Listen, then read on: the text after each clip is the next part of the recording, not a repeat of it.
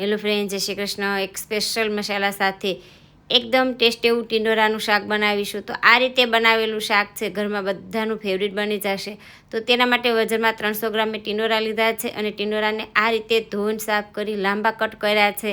હવે એક પેનની અંદર 3 પાવડા જેટલું તેલ ગરમ કરવા મૂકીશું। તેલ ગરમ થાય એટલે રાઈ જીરું એડ કરી કટ કરેલા ટીંડોરા એડ કરવાના છે અને ગેસની ફ્લેમ છે તે તમારે સ્લો જ રાખવાની છે। એકદમ સરસ રીતે બધું મિક્સ કરી હિંગ, હળદર અને સ્વાદ અનુસાર મીઠું એડ કરી બધી વસ્તુ છે એકદમ સરસ રીતે મિક્સ કરી લેવાની છે। તો એકદમ સરસ હળદર હિંગમાં સરસ રીતે મિક્સ થઈ જાય રીતે મિક્સ કરી ઢાંકીને તમારે ગેસની ફ્લેમ છે એ સ્લો રાખવાની છે અને 3 થી 4 મિનિટ માટે આ ટીંડોરાને કૂક થવા દેવાના છે। તો સ્પેશિયલ મસાલો બનાવવા માટે મેં 8 થી 10 સૂકા લસણની કળી લીધી છે, 2 થી 3 ચમચી જેટલા સિંગદાણા, 1 ચમચી જેટલા સફેદ તલ લીધા છે અને આ રીતે અધકચરો એનો ભૂકો તૈયાર કરી લેવાનો છે।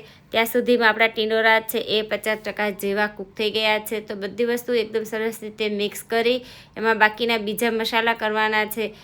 તો અડધી ચમચી જેટલું ધાણા જીરું, લાલ મરચું, તો હવે આની અંદર આપણે અડધી ચમચી જેટલો ચણાનો લોટ એડ કરવાનો છે અને આ રીતે છૂટો છૂટો એડ કરવાનો છે અને જે સિંગ અને તલનો ભૂકો કર્યો છે એ એડ કરવાનો છે।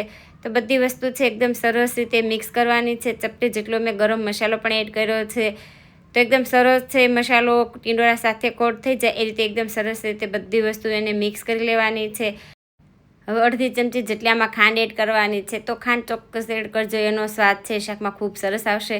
બધી વસ્તુ છે એકદમ સરસ મિક્સ કરી ઢાંકી ગેસની ફ્લેમ તમારે સ્લો રાખી 4 મિનિટ માટે આ શાકને કૂક થવા દેવાનું છે। તો કુલ 8 થી 9 મિનિટમાં આ શાક છે બનીને તૈયાર થઈ જશે।